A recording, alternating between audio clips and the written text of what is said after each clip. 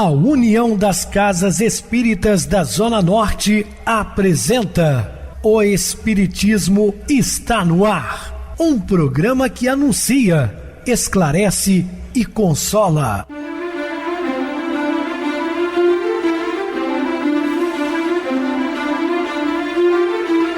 Não se turve vosso coração.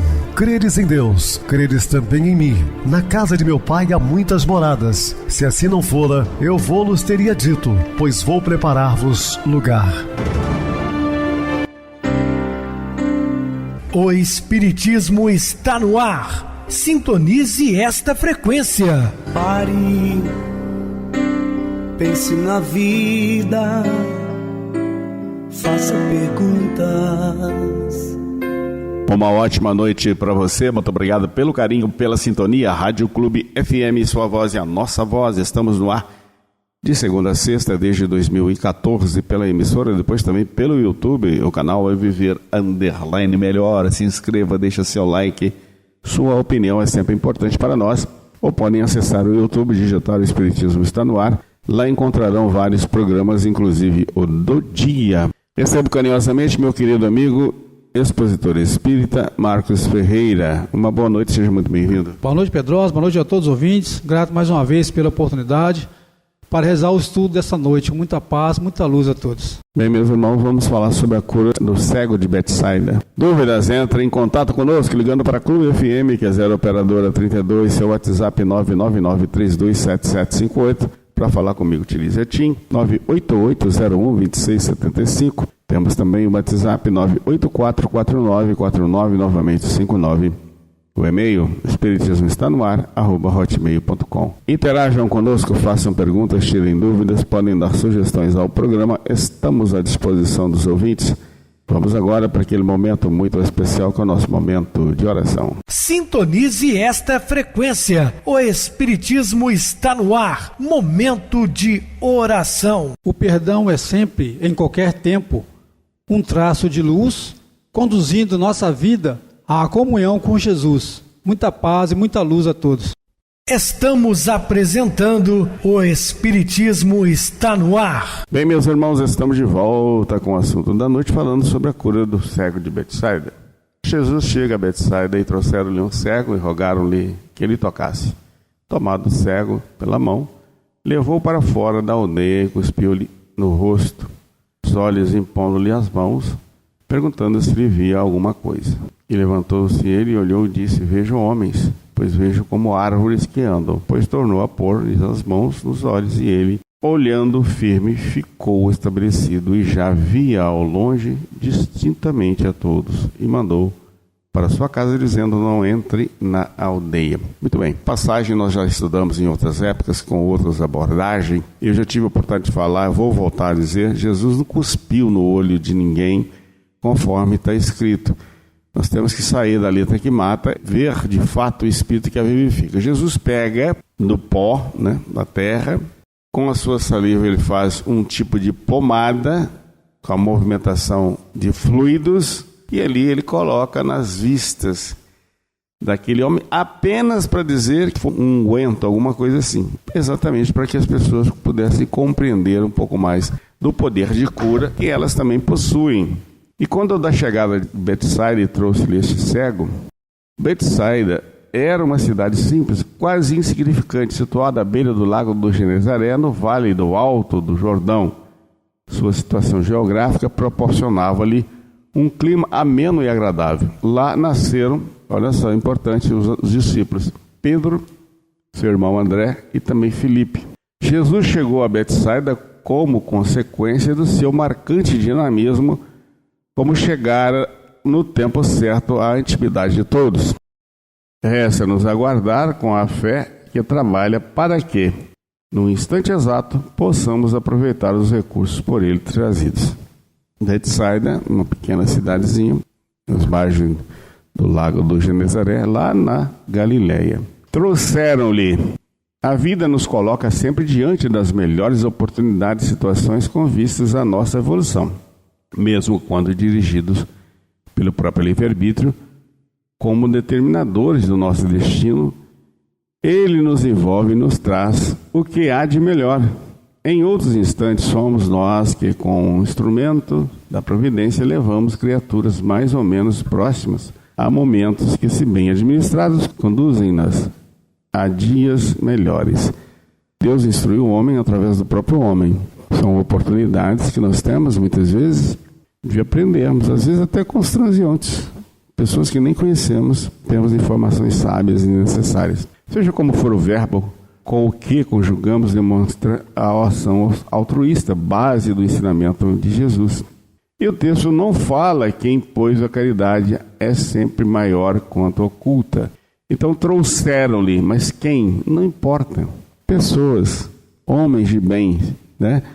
Que levaram aquele homem cego até a presença de Jesus. Esses heróis anônimos, benfeitores anônimos, porque a caridade, além de não ter fronteira, não precisa também ser mostrada assim para divulgação. É para ser feito em oculto. Não saiba a tua mão esquerda o que faz a tua direita. É assim que diz o Evangelho, né?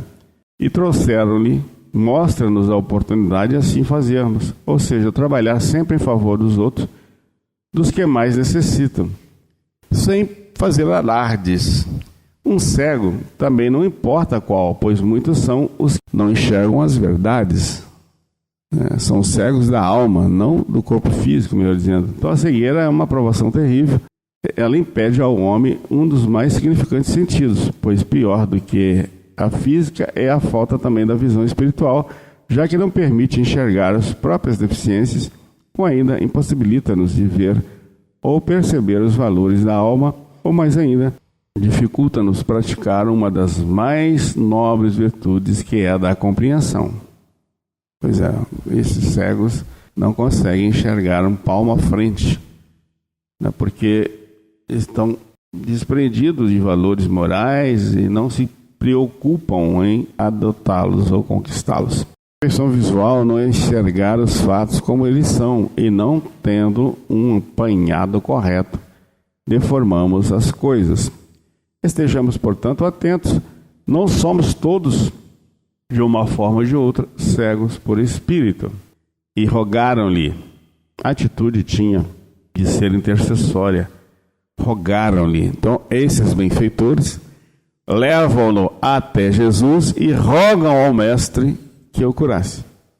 Afinal, ele era cego e, deste modo, não podia ver Jesus. Da mesma forma, nós, sem visão espiritual, não conseguimos enxergar ou ver o Cristo de Deus que há em nós. E, diante desta impossibilidade, somos levados a terapeutas ou amigos que, nos posicionando corretamente, fazem-nos ver com mais clareza nas suas deficiências.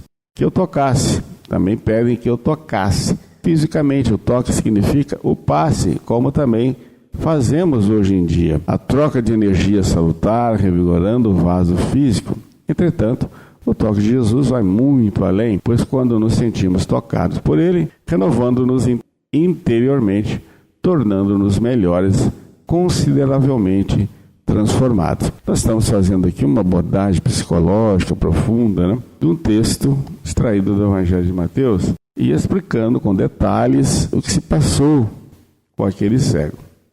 Que, tomando o cego pela mão, levou-lhe para a aldeia e cuspiu-lhe nos olhos, impondo-lhe as mãos, perguntando-lhe se via alguma coisa. Já explicamos sobre cuspir na mão, né? Tomando o cego pela mão, importante essa atitude de Jesus sob o ponto de vista holístico. Então, Jesus recebe como um grande amigo, como um grande irmão, porque a gente só dá a mão àqueles que conhecemos, né? Dificilmente você vai estender a mão para quem não conhece passando pelas ruas. Jesus, então, pega a enfermidade, qualquer que seja, não acontece somente no órgão a exteriorizar, é fruto de outros componentes que devem ser mais bem analisados.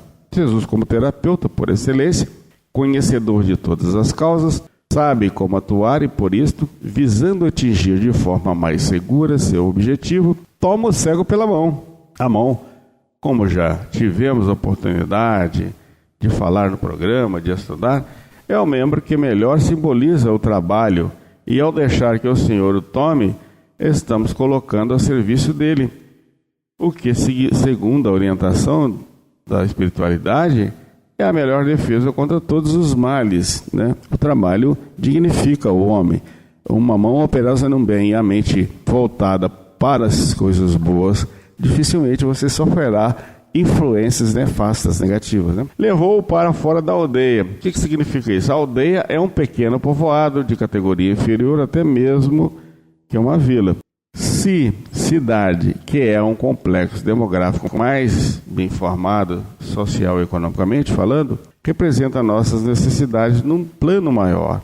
Mas já a aldeia simboliza nossas complicações mais imediatas, aquelas que encontramos todos os dias nas esquinas das ruas, na mercearia, e das quais não conseguimos escapar por ser do nosso conhecimento e também de todos com quem convivemos, né? Então essa é uma pequena aldeia, a nossa vida.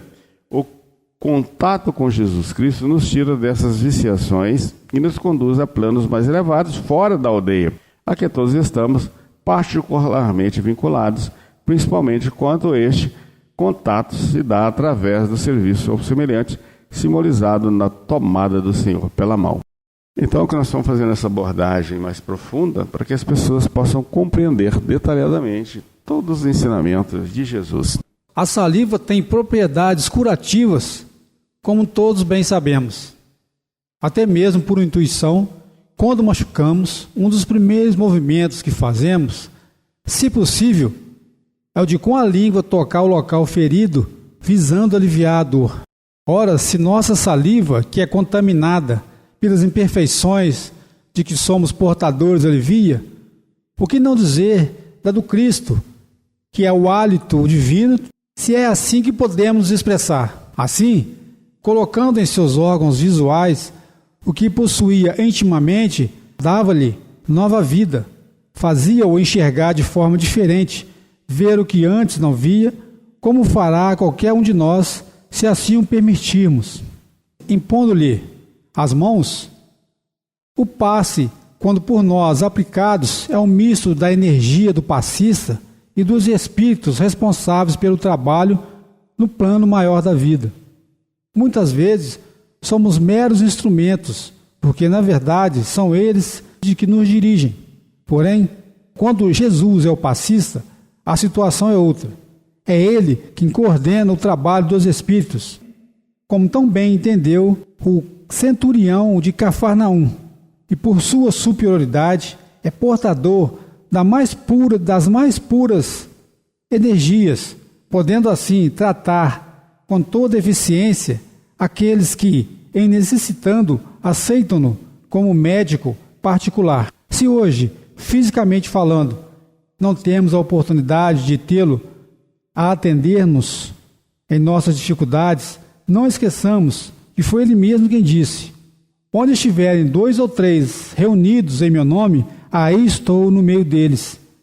Deixa-nos claro que através de um simples copo d'água ou de uma sincera prece, podemos obter recursos maravilhosos, principalmente quando aliados à vivência de tudo quanto ele nos ensinou. Perguntou-lhe: após recebermos o atendimento em nossas dificuldades, a vida nos pede a resposta através daquilo que já somos capazes de dar. Não quero que seja uma cobrança do doador supremo, mas como nada há ao acaso, e sendo o objetivo maior da existência a evolução, é através desta resposta que naturalmente testemunhamos onde realmente estamos e qual a nossa mais nova necessidade, a fim de que ela, a vida, como portadora da vontade do Criador, continue a suprir-nos com sua infinita misericórdia.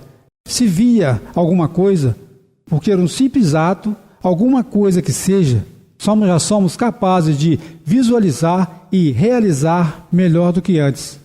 E levantando ele os olhos, disse: vejo os homens, pois os vejo como árvores que andam. E levantando ele os olhos, disse: só o sentimento cristão ou crístico, em sua essência, pode modificar-nos para melhor, trazendo algo realmente novo para a nossa existência. Sendo que por este sentimento entendemos a sensibilidade de estar em acordo com a lei divina através de qual crença for. Só Ele pode dar um sentido diferente ao nosso caminhar, realizando a mudança em sua base, ou seja, de dentro para fora, através de um entendimento mais amplo das coisas, sobre quem somos, de onde viemos e para onde seguiremos em nossa jornada evolutiva.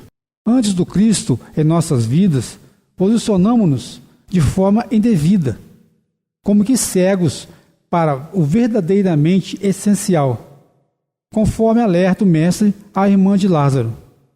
Marta, Marta, estás ansiosa e fadigada com muitas coisas, mas uma só é necessária, e Marta escolheu a boa parte, a qual não lhe será tirada.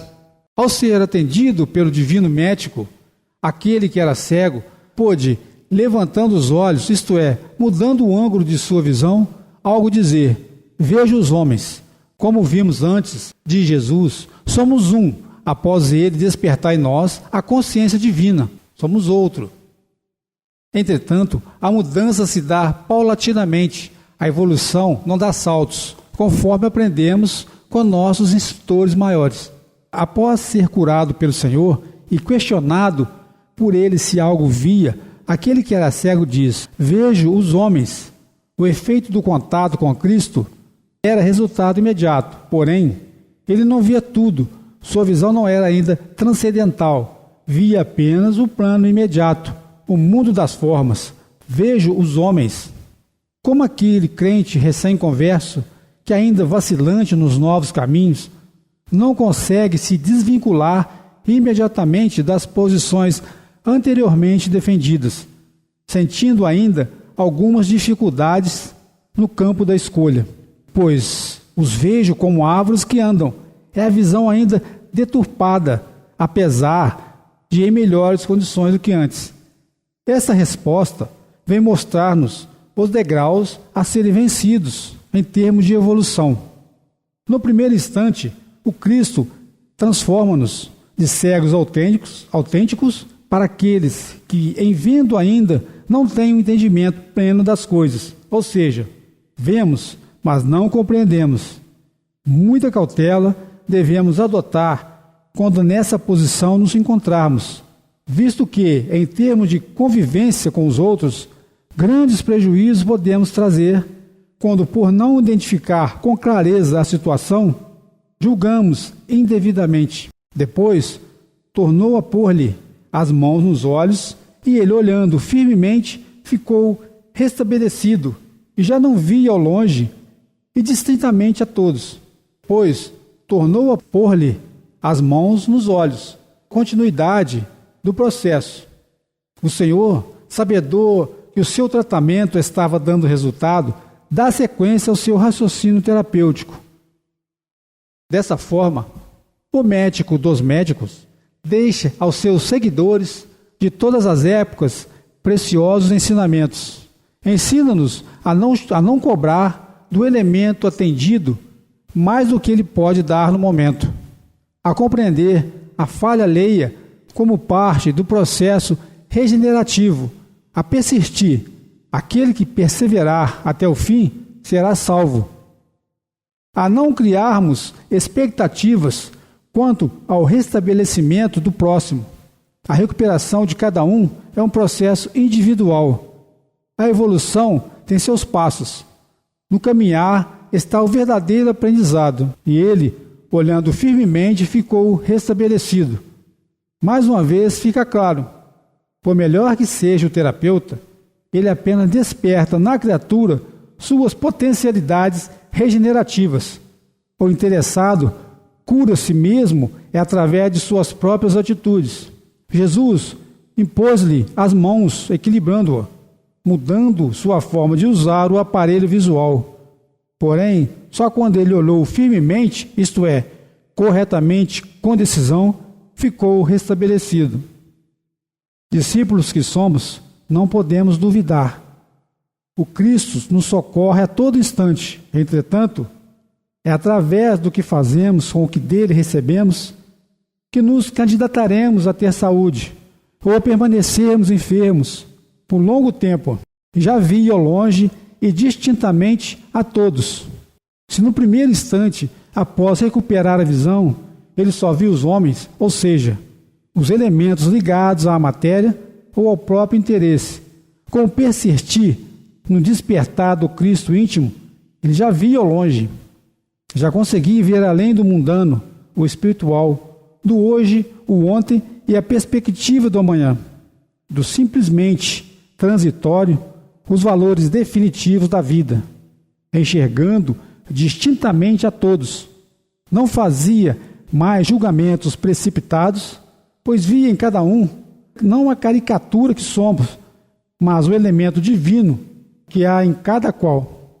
E mandou-o para sua casa, dizendo: não entres na aldeia. Jesus mandou-o porque tinha autoridade conquistada através do amor incomparável de que se fazia portador. Sentimento este que o levava a pensar sempre no interesse do outro, a querer o melhor para ele. A casa, como ambiente mais íntimo, representa o próprio interior do espírito. O divino amigo, ao fazê-lo enxergar devidamente, mostra-lhe a necessidade de, em primeiro lugar, ver a si próprio, sua casa, meditando suas possibilidades individuais. Se quisesse realmente estar são cooperando com o Criador, melhor seria iniciar por um processo de autoanálise, buscando o entendimento de quem era. Compreenderia melhor o momento que passava e, assim, realizaria por si mesmo sua cura definitiva. Não entres na aldeia. Devemos estar atentos a mais esta orientação do Mestre, convidando aquele elemento: conheça-te a ti mesmo, representado pela volta para casa. Mostra o perigo de entrarmos em sintonia com as viciações que todos ainda possuímos, simbolizadas no não entres na aldeia, ou seja, analise-se, entretanto, não se perca. Olhe o passado, mas veja-o somente como forma de aprendizado. Caminhe, não peque mais. E partindo Jesus dali, seguiram-no 2 cegos, clamando e dizendo: tem compaixão de nós, filho de Davi. E quando chegou em casa, os cegos se aproximaram dele, e Jesus disse-lhes: crede vós que eu possa fazer isso? Disseram-lhes eles: sim, Senhor. Tocou então os olhos deles, dizendo: seja vós feito segundo a vossa fé. E os olhos se lhe abriram. E Jesus ameaçou-os, dizendo: olhai que ninguém o saiba. Mas tendo eles saído, divulgaram a sua fama por toda aquela terra. E havendo-se eles retirado, trouxeram-lhe um homem mudo e endemoniado. E expulsou o demônio, falou o mudo. E a multidão se maravilhou, dizendo: nunca tal se viu em Israel. E partindo Jesus dali, seguiram-lhe 2 cegos, clamando e dizendo: tem compaixão de nós, filho de Davi. E partindo Jesus dali, o texto evangélico não deixa bem claro onde se deu este acontecimento. No entanto, a expressão é partindo dali. Destaca o excelente dinamismo do médico divino, fazendo-nos entender que não era a localidade que definiria a qualidade da ação, mas o modo como ela se deu, acentuando justamente que o amor, atitude básica em qualquer processo terapêutico, nunca deve ser deixado de lado, e que o amor, é sempre dinâmico em suas manifestações. Portanto, se quisermos ter o Filho do Homem como modelo, façamos-nos, onde quer que estejamos, úteis e espontaneamente ativos, pois só nos assemelhando a Ele, tornarmos-nos um com o Pai e definitivamente certos com a lei. Muito bem, Marcos, bem explicado. Vamos agora para o intervalo musical, a seguir a nossa oração final. O que mantém o mundo?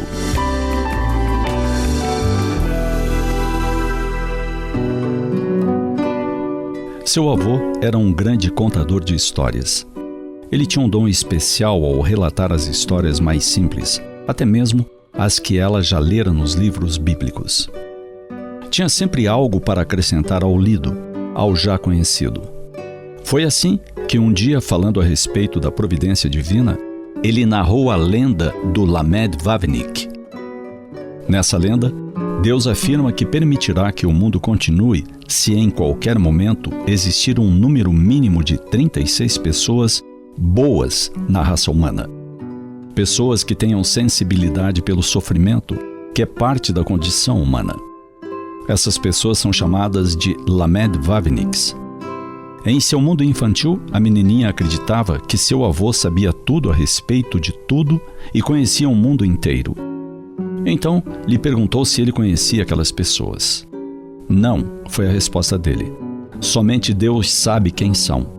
Até mesmo os próprios Lamed desconhecem o seu papel e não há ninguém que saiba. Eles respondem ao sofrimento, não porque querem salvar o mundo, mas porque o sofrimento do outro os toca e tem importância. Estão espalhados pelo mundo. Eles podem ser alfaiates ou professores universitários, operários ou donos de grandes empresas, milionários ou indigentes. Podem ser líderes poderosos ou homens simples do povo. Não importa a sua classe social.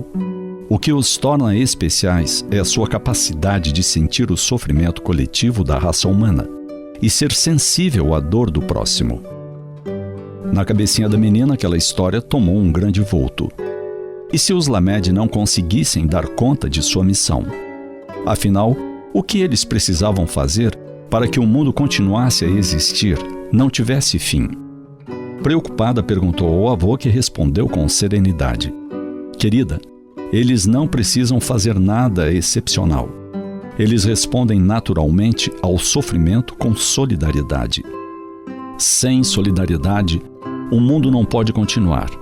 É a solidariedade que abençoa e sustenta o mundo. A solidariedade humana não é apenas um imperativo moral, mas a base biológica e social que permitiu, desde os primórdios, a nossa sobrevivência como espécie. Aprendemos que a cooperação mútua compensa nossas fragilidades físicas. Aprendemos que a proteção coletiva se torna um escudo contra as adversidades do meio. Ante as catástrofes, as crises globais, compartilhar recursos significa atender à preservação da preciosa vida humana. O apoio recíproco carrega a mensagem da esperança, porque quando as mãos se estendem, nos sentimos fortalecidos para o enfrentamento das crises. A prática da solidariedade é um mecanismo essencial que assegura a continuidade da vida e a preservação do nosso futuro comum. O mundo somente poderá existir se nos dermos as mãos, se soubermos olhar uns nos olhos dos outros e caminharmos juntos. A vida na Terra não é um ato isolado, é uma sinfonia de dependências. Somos o fio que sustenta o outro.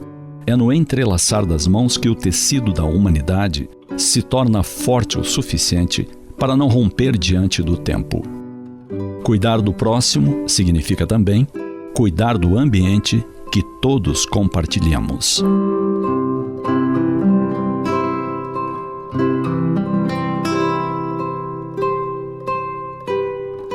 Sintonize esta frequência. O Espiritismo está no ar. Momento de oração. Queridos e amados irmãos em Cristo, não devemos cruzar os braços, mas trabalhar ativamente. Não devemos estacionar mais no tempo. Reparar que tudo ao nosso redor é oportunidade e a revolução tem que ser feita de baixo para cima, de dentro para fora, do mal para o bem. O homem só se transforma de dentro para fora. Não adianta as coisas exteriores se vestir como um religioso impecável, colocar uma Bíblia debaixo do braço, falar palavras bonitas, se ele não vive de fato os ensinos de Jesus. Por isso nós afirmamos que a transformação é interior. Que possamos buscar em Jesus o nosso refúgio, a nossa fortaleza moral, para seguirmos caminhando enquanto aqui estivermos encarnados. Muita paz a todos. Querido irmão Marcos, suas despedidas. Boa noite, Pedrosa, boa noite a todos os ouvintes. Grato pela oportunidade e que possamos, meus irmãos, viver esses ensinamentos no nosso dia a dia. Muita paz e muita luz a todos. Boa noite para você, Marcos. Muito obrigado pelo apoio aqui no programa. Boa noite também a todos os amados irmãos ouvintes do YouTube, internautas do Brasil e do exterior, nossos irmãos da Zona Norte e de Juiz de Fora que nos acompanham com a rádio local 87,9, Rádio Clube FM. Continuem ligados, ouvindo a nossa próxima atração, o programa Batidão com o DJ Tico. A seguir na voz de Ailton Moreno, Encontro Central. Uma ótima noite de sexta-feira, um feliz final de semana e até segunda-feira, se Deus quiser.